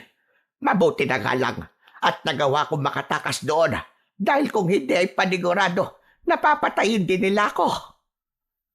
Hindi! Hindi maaari ito! Paano ito nagawa sa akin ni Bagwis at sa ating mga tao? Bakit niya tayo tinraidor? Matalik kami magkaibigan, Nanang Oryang. Alam niyo yan. Iba ang nagagawa kapag ang tao ay uhaw sa kapangyarihan, mahal na Dato. Marahil ay nasilaw si Bagwis sa mga ipinangako sa kanya ni Manggubat. Pakiramdam ni Dato Pula ay namatay siya ng sandaling yon matapos malaman ang mga nangyari sa panahon na siya ay walang ulirat. Napakasakit para sa kanya ang ginawa ng matalik niyang kaibigan na si Bagwis. Sa lahat ng tao, ito ang pinakahuli na alam niyang magtatraidor sa kanya. Itinuring niya itong parang tunay na kapatid. Kaya hindi niya lubos maisip kung anong pumasok sa utak ni Bagwis at umanib ito sa puwersa ng mga mananakop na aswang. Sa mga lumipas na araw ay unti-unting natanggap ni Dato Pula na wala pa siyang kakayahan na harapin sina Manggubat dahil sa kanyang kalagayan. Hinayaan niya sina Amang Ato at Nanang Oryang na gamutin siya. Bawat patak ng langis at pagpahid ng dinurog na halamang gamot sa kanyang mga sugat ay may dalang hapdi, ngunit tinatanggap niya yon bilang paalala ng kanyang pagkatalo at ng kanyang muling pagbangon. Malinaw sa isip ni Dato Pula ang kanyang layunin na kailangan niyang bumangon at muling lumakas. Hindi siya maaaring manatiling nakahiga habang pinipinsala ng mga aswang ang kanyang nasasakupan. At nangako siya sa kanyang sarili na hindi magtatagal ay pababagsakin niya ang mga mananakop na aswang at babawiin niya ang dapat ay sa kanila ng kanyang mga mamamayan. Makalipas ang ilang araw, ay unti-unti na ngang naghilom ang mga sugat ni Dato Pula. Nagagawa na rin niyang makatayo at maglakad-lakad. Ngunit hanggang sa labas lang siya ng kubol ni Amang Ato dahil iniiwasan nila na may makakita sa kanyang ibang tao. Hindi pwedeng makarating kina Manggubat at Bagwis na buhay pa ang Dato. Dahil kapag nalaman ng mga ito na buhay pa siya at kung nasaan siya, ay may posibilidad na ang barangay naman ni Amang Ato ang manganganib. Nalalaman ni Dato Pula ang nangyayari sa kanilang barangay sa pamamagitan ni Amang Ato at Nanang Oryang. Ang mga ito ang nagkikwento sa kanya ng mga kaganapan doon. Gaya na lamang ng hapon na yon, nakaupo si Dato Pula sa banig sa loob ng kubol ni Amang Ato nang pumasok ang matandang lalaki na may dalang balita sa kanya. May bago ho ba kayong balita sa akin, Amang Ato? Meron Datu Pula at hindi maganda ang aking ibabalita. Sa sitwasyon nating lahat ngayon, ay hindi na ako umaasa na magandang balita. May nakapagsabi sa akin na nagsisimula na sumalakay ang mga mananakop na aswang sa ibang barangay. Ang akin sa panta ay plano nilang sakupin ang buong bansa. At kapag nangyari yun, ay paniguradong babagsak tayong lahat. Kung ganun, ay nararapat lang na pabagsakin ko agad si Manggubat bago pa niya masakop ang ibang barangay. Mas lalong lalakas ang puwersa nila habang dumadami ang barangay na kanyang nasasakop. Tama ka, mahal na Dato. Sa ngayon, ay ikaw na lamang ang pag-asa naming lahat. Ngunit kailangan niyo pang magpalakas. Kahit hilom na ang mga sugat mo, ay dito indikasyon na kaya mo nang makipaglaban muli. Nauunawaan ko po ang mga ato. Malinaw na ang aking pag-iisip at hindi ako susugod ng di pa ako ganap na malakas. Ayoko muling matalo ng mga aswang. Hindi na ako papayag na magwagi sila ulit laban sa akin. Marahang tumango si Amang Ato bilang pagsang-ayon nito. Sa kabila ng pagkatalo noon ni Datu Pula sa mga aswang, ay malakas pa rin ang paniniwala niya na aayon pa rin sa kabutihan ang pagkakataon. At hindi magtatagal ay muling babalik sa normal ang kanilang mga buhay. Dumating ang araw na naramdaman ni Datu Pula na tuluyan ang bumalik ang kanyang lakas. Pero hindi yun naging dahilan para agad siyang sumabak sa digmaan laban sa mga aswang na mananakop. Alam niya na kailangan niya ulit linangin ang kakayahan niya sa pakikipaglaban. Kaya naman, madaling araw pa lang, ay gising na si Datu Pula. Lumalabas siya ng kubol habang tanga ng isang matalim na itak. Dahil sa paniniwalang tuluyan nang nawala na ang espada ng kanyang ama at naisip niyang itak muna ang kanyang gagamitin. Tuwing umaga, bago sumikat ang araw, ay palaging nagsasanay si Datu Pula. Kahit pa meron siyang kakaibang lakas, ay ayaw niyang maging kampante, lalo na't napagtanto niya na hindi basta-bastang kalaban ang mga aswang. Hindi na siya papayag na maulit muli ang pagkagapi niya sa mga aswang at ipapakita niya sa mga ito kung ano ang kaya niyang gawin para lang bawiin ang barangay na sinakop ni Manggubat. Isang umaga, matapos ang nakakapagod na pagsasanay, ay naupo si Datu Pula sa nakausling ugat ng malaking puno. Tagaktak ng pawis ang kanyang matipunong katawan. Maya-maya pa ay lumapit sa kanya si Nanang Oryang at Amang Ato. Napansin niya ang isang mahabang bagay na nakabalot sa pulang tela na dala ni Nanang Oryang. Sabay na bumati at nagbigay ng paggalang ang dalawang matanda sa mahal na Datu. Mahal na Dato, ano na po ang lagay ng inyong pagsasanay? Maayos na po, Nanang Oryang. Pakiramdam ko ay handa na ako anumang oras. Kailangan ko lamang malaman kung kailan ang tamang oras ng aking pagsalakay. Kung kailangan niyo po ng tulong, ay sasabihan ko ang aming Datu upang matulungan ka, Datu Pula. May mga hukburin kami na nakahandang tumulong sa inyo kung kinakailangan. Ngayon pa lang ay iparating mo na ang aking pasasalamat sa inyong Datu. Amang Ato, hindi ko to kakayanin na mag-isa. Kaya malaking bagay kung merong tutulong sa akin.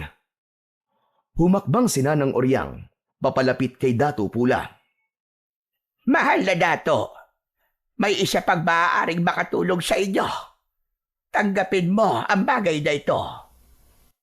Inabot ni Nanang Oryang ang bagay na nakabalot sa pulang tela at nagtatakang tinanggap naman yun ni Datu Pula.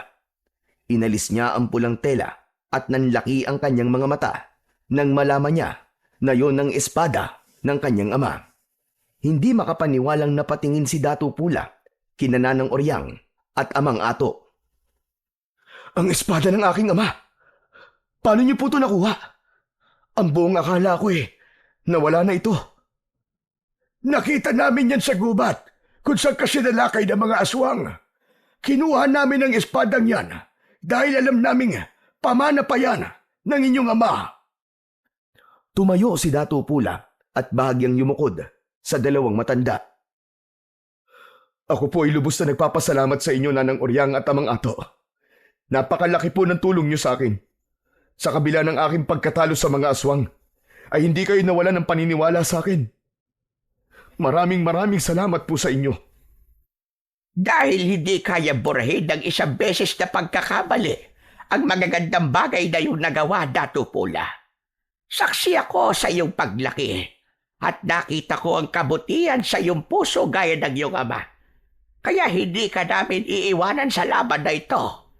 Hindi man namin kayang humawak ng sandata, ay tutulong kami sa iyo sa paraang alam namin. Naluha si Datu Pula sa sinabing yon ni Nanong Uryang. Tinapik naman ni Amang Ato ang balikat ni Datu Pula.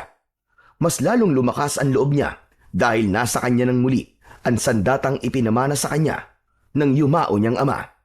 Pakiramdam niya tuloy ay kasama niya pa rin ang tatay niya sa nalalapit niyang pagharap sa mga mananakop na aswang.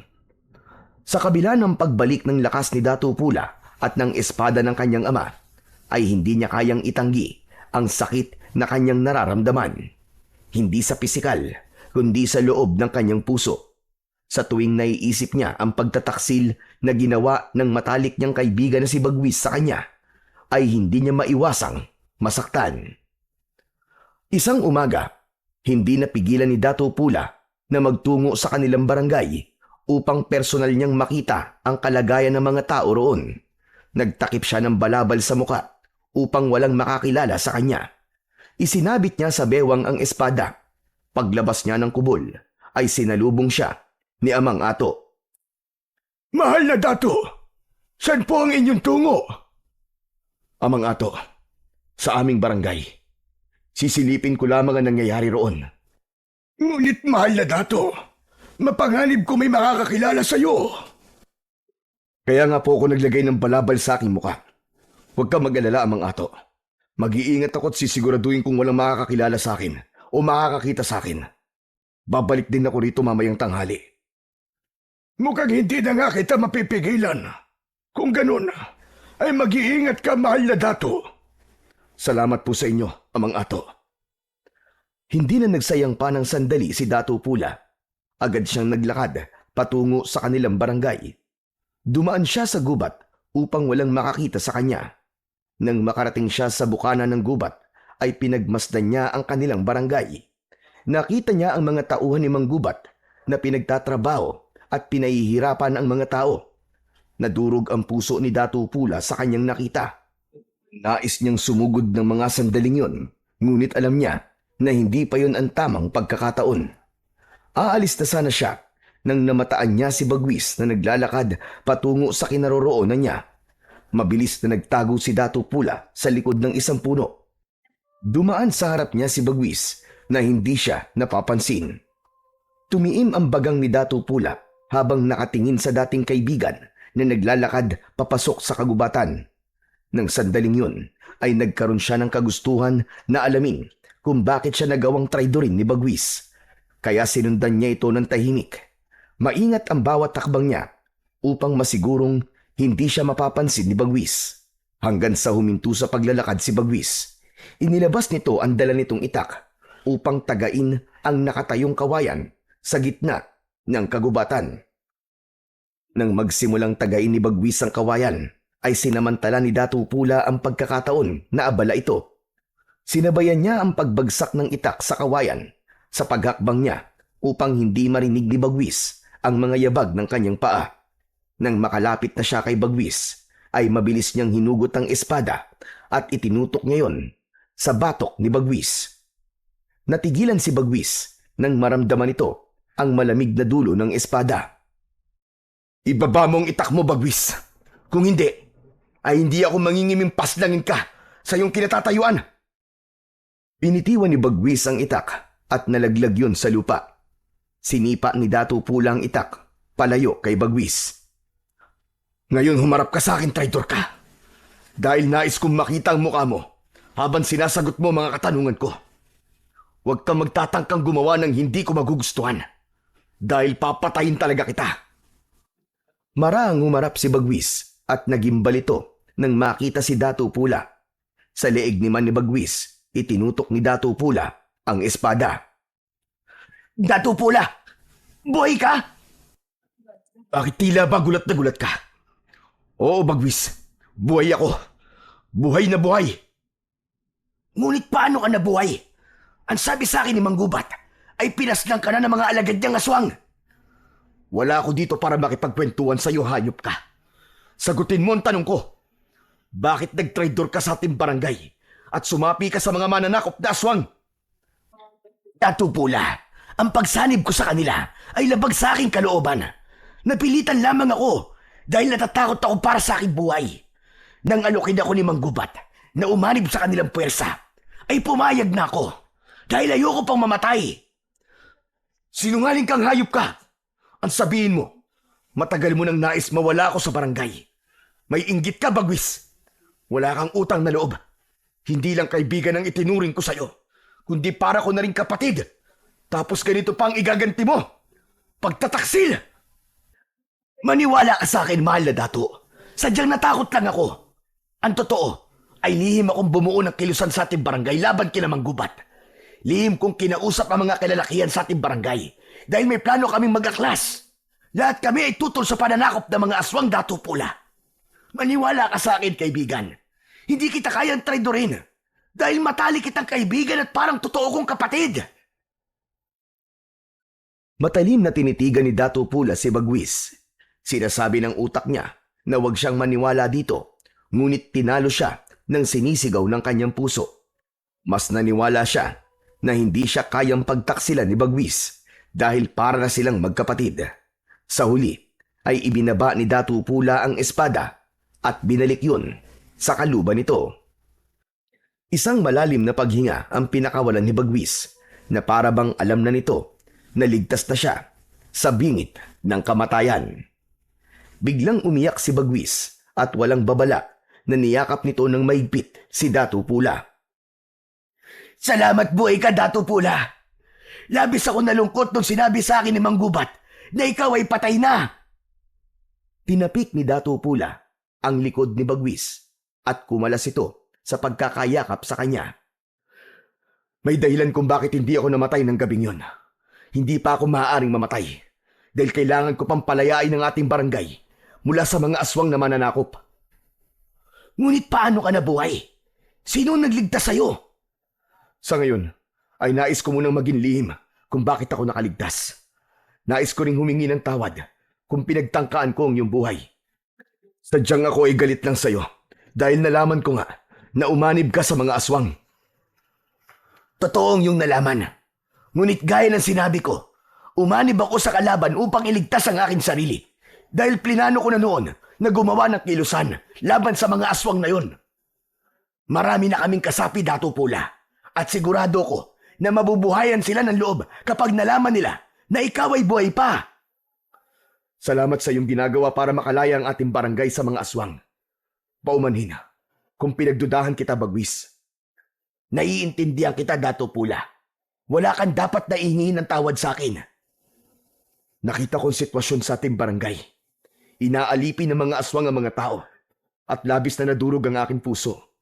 Dapat ay kumilos na tayo sa lalong madaling panahon para sa isang malaking himagsikan.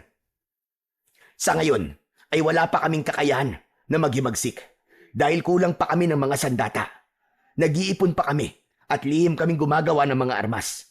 Ngunit dahil nandito ka na, mas malakas na ang posibilidad na manalo tayo laban sa mga aswang.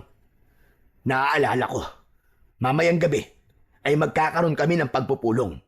Kung nais mo ay magtungo ka sa aking kubol, matutuwa ang ating mga mandirigma kapag ikaw ay kanilang nakita. Kung ganun, magtutungo ako sa inyong pagpupulong mamayang gabi. Mas makakabuti kung alam ko ang inyong plano.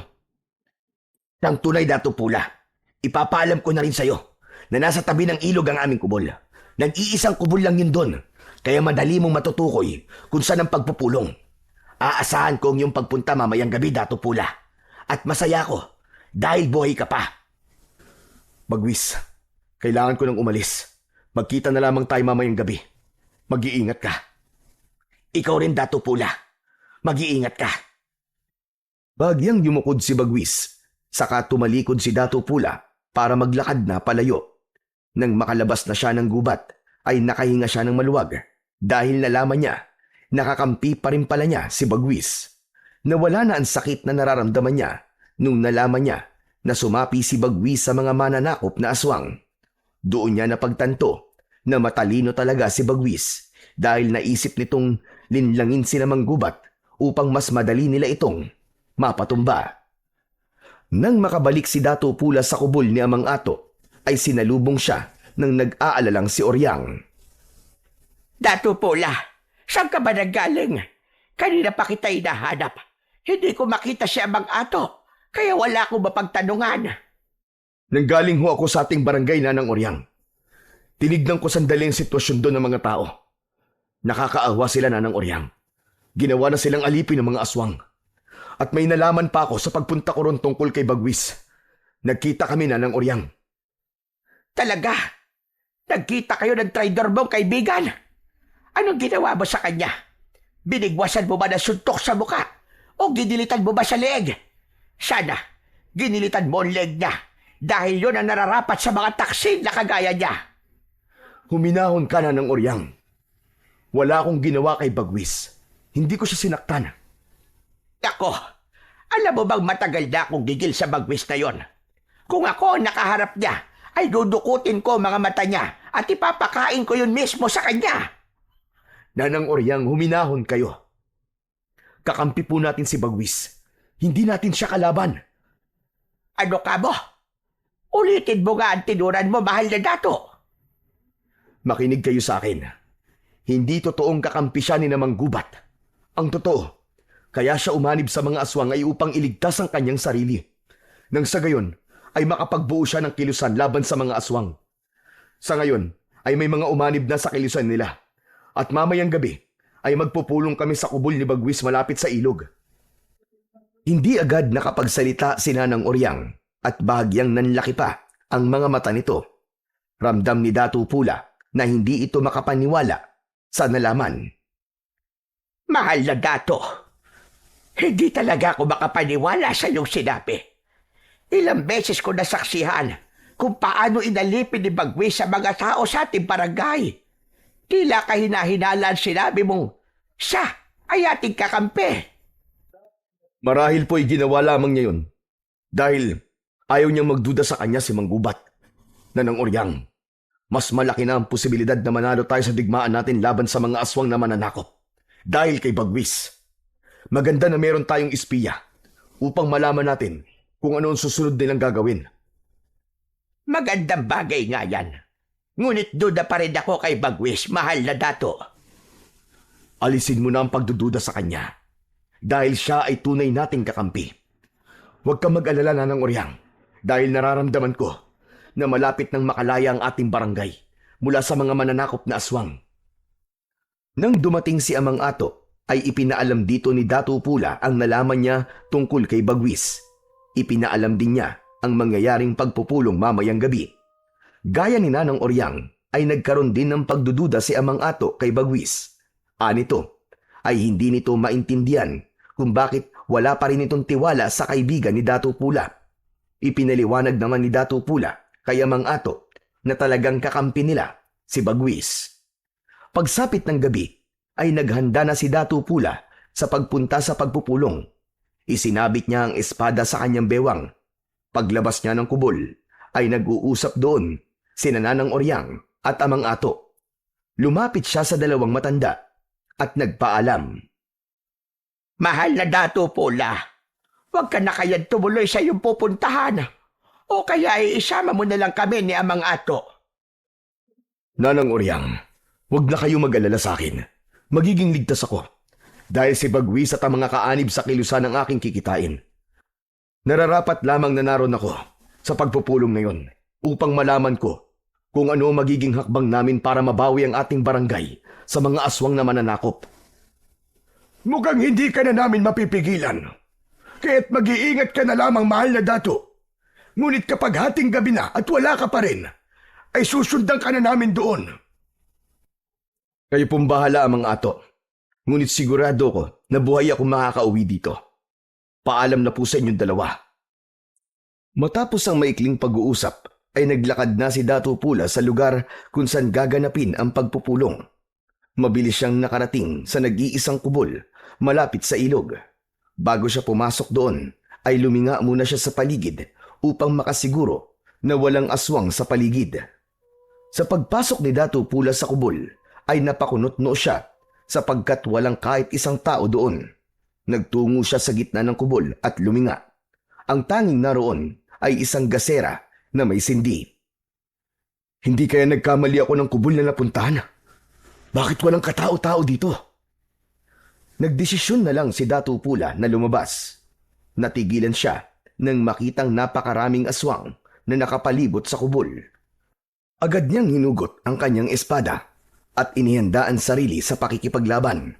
Mula sa kumpol ng mga aswang ay lumabas si Mang Gubat at habang naglalakad ito papunta sa direksyon ni Datu Pula ay nagbabagong anyo ito hanggang sa tuluyan na itong naging aswang. Ngunit ang talagang gumulat kay Datu Pula ay ang paglitaw ni Bagwis sa kumpol ng mga aswang. Nakangisi ito ng nakakaloko at tumabi pa kay Mang Gubat. Bagwis, anong ibig sabihin nito? Hindi mo pa rin ba alam, Datu Pula? Nilinlang lang kita. Walang pagpupulong at walang kilusan. Lahat ng yon ay pawang kasinungalingan lamang upang madala kita sa lugar na to. Tama nga si Nanang Oryang at Amang Ato. Hindi dapat ako nagtiwala sa iyong traidor ka. Mahusay ang iyong ginawa, Bagwis. Ngayon ay may kasiguraduhan na ang kamatayan ng magiting na si Datu Pula. Isang karangalan ho ang mapaglingkuran ka, Datu Mang Gubat. Yumukod pa si Bagwis kay Mang Gubat. At dahil doon, tapos na ako sa iyo, Bagwis. Wala ka ng silbi sa akin. Teka, anong ibig mong sabihin? Biglang isinaksak ni Mang Gubat ang matutulis nitong kuko sa dibdib ni Bagwis at dinukot nito ang puso nun. Hindi na nakapagbigay pa ng kahit na anong reaksyon si Bagwis dahil agad na bumagsak ang katawan nito sa lupa. Dinurog ni Mang Gubat ang puso ni Bagwis sa mga kamay nito at nakangising tumingin kay Datu Pula. Hindi makapaniwala si Datu Pula sa ginawa ni Mang Gubat kay Bagwis. Nasaktan siya sa pagkamatay ni Bagwis, ngunit alam niya na yon ang nararapat na kaparusahan para sa mga kagaya nitong traidor. Ngayon, ikaw naman ang aking papaslangin, Datu Pula. Hindi ako papayag na magtagumpay ka, Mang Gubat. Kung meron mang mamamatay ngayong gabi, ay ikaw yon at ang lahat ng mga alagad mo. Matapos yun, ay inutusan ni Mang Gubat ang mga alagad nito na atakihin si Datu Pula. Mabilis na sumugod kay Datu Pula ang ilang mga aswang. Nanlilisik ang mga mata ng mga yon at tumutulo ang malapot na laway na akala mo ay gutom na gutom. Tinalubong ni Datu Pula ang mga aswang at isa ang agad na napugutan ng ulo. Umikot siya, umatras ng kaunti at saka umataking muli. Bawat hiwa ng kanyang espada ay may kasamang matinding puwersa. Tumatalsik ang mga putol na katawan ng mga aswang. May isang aswang na sumunggab mula sa likod ni Datu Pula.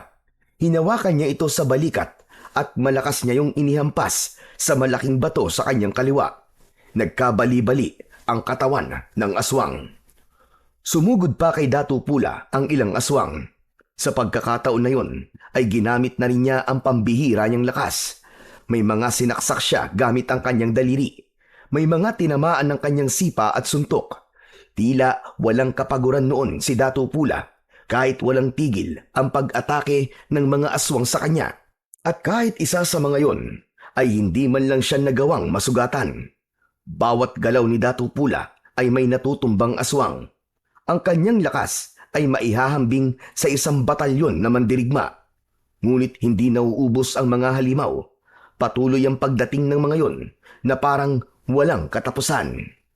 Hanggang sa mula sa kung saan ay may narinig si Datu Pula na tunog ng tambuli at sa kadiliman ng kagubatan ay lumitaw ang mga sulo na may apoy. Isa-isang nagsulputan ang mga mandirigmang buhat sa barangay ni Amang Ato. Tangan ang mga sibat, pana at gulok.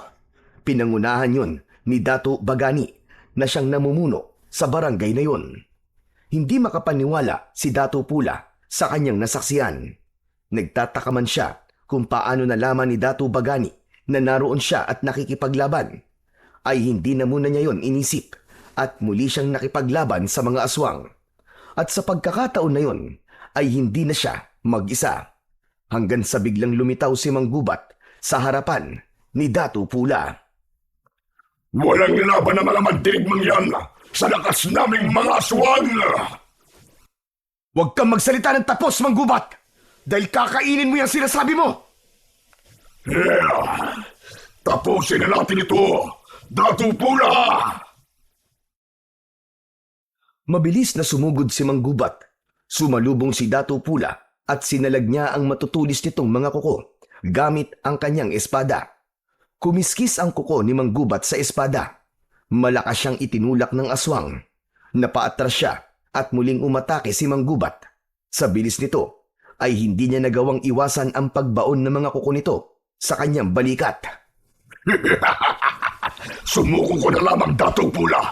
Huwag kang mag-alala dahil sisiguraduhin kong hindi mo mararamdaman ang iyong kamatayan. Hindi ako naging dato para sumuko.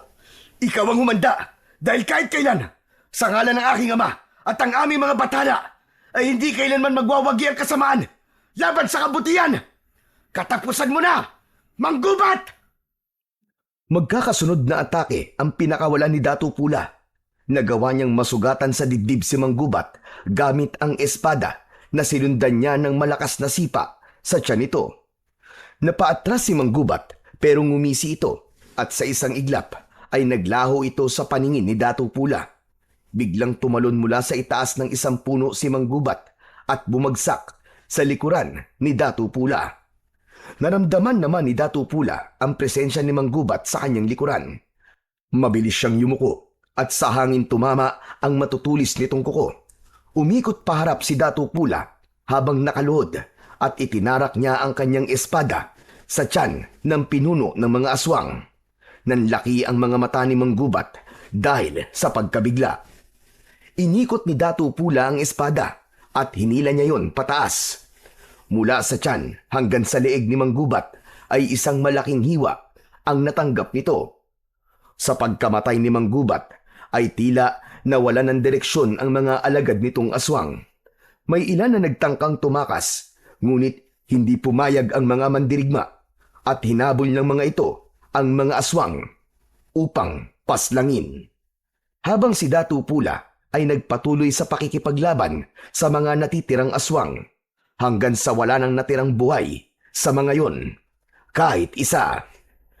Matapos ang madugong laban, ay lumapit si Datu Pula kay Datu Bagani at lubos siyang nagpasalamat dito.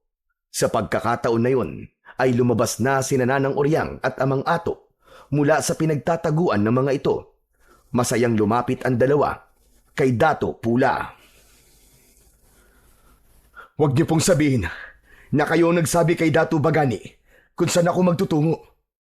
Ama ka, mahal na Datu. Dahil hindi kami mapalagay ni Oryang, kaya kinausap namin si Datu Bagani upang ikay sundan. At hindi nga kami nagkamali dahil isang patibong ang inihanda sa iyo ni Bagwis. Maraming salamat po sa inyong dalawa. Sa pangalawang pagkakataon ay iniligtas niyo po ang aking buhay. Hindi na nagtagal doon sina Datu Pula. Naglakad na sila papunta sa barangay ni Datu Pula upang sabihin sa mga tao ang isang napakagandang balita. Matapos ang lahat, ay muling naibalik kay Datu Pula ang pamumuno sa kanilang barangay. Muling nagkaroon ng sigla ang mga tao dahil sa wakas ay nakalaya na sila sa mga mananakop na aswang. Bumalik na rin ang tiwala at respeto ng mga tao kay Datu Pula. Isang hapon, nagtungo si Datu Pula sa libingan ng kanyang ama. Ibinaon niya ang kanyang espada sa tabi ng libingan nito. Ama, nagtagumpay tayo mula sa mga mananakop na aswang.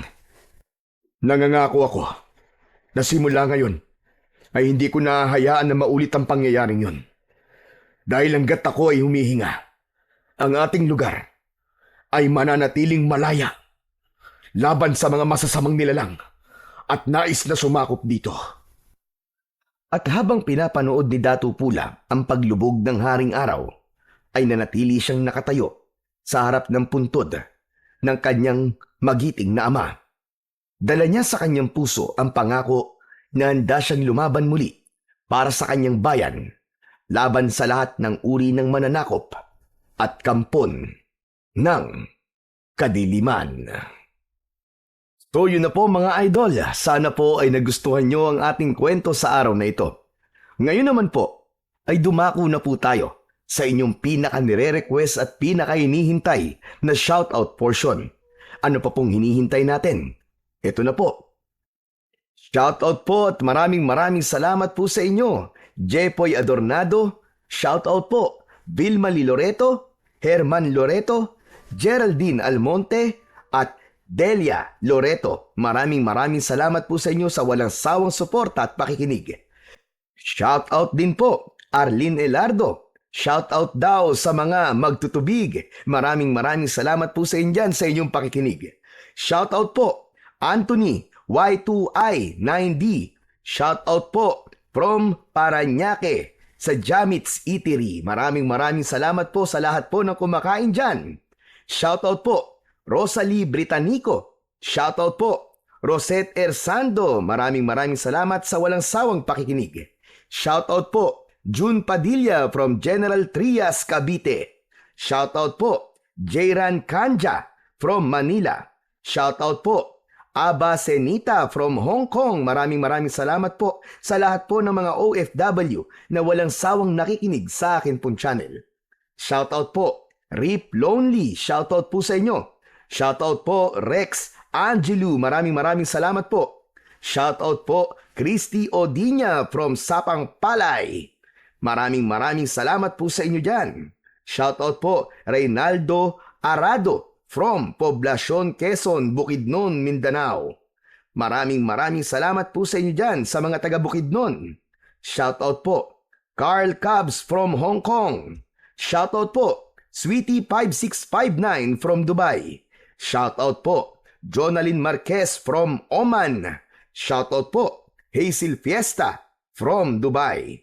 Shoutout po Rona Gallardo from Hong Kong. At shoutout po Annalisa Baselio from Qatar. Ami Mac, maraming salamat po sa inyong walang sawang pakikinig. Muli po, maraming salamat po sa inyong walang sawang suporta at pakikinig ng mga kwentong aswang at katatakutan sa aking munting channel na The Voice Addict at Apong Isaac. Hanggang sa susunod pa pong kwento na magpapatindig ng inyong mga balahibo mula sa mundo ng kababalaghan.